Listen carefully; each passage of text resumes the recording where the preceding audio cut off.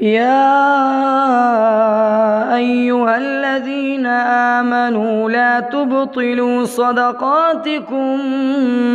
بالمن والأذى كالذي ينفق ماله رئاء الناس ولا يؤمن بالله واليوم الآخر فمثله كمثل صفوان عليه تراب فأصابه وابل فتركه صلدا لا يقدرون على شيء مما كسبوا والله لا يهدي القوم الكافرين ومثل الذين ينفقون أموالهم ابتغاء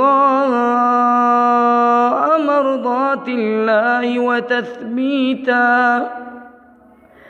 وتثبيتا من أنفسهم كمثل جنة بربوة أصابها وابل فآتت أكلها ضعفين فإن لم يصبها وابل فطل والله بما تعملون بصير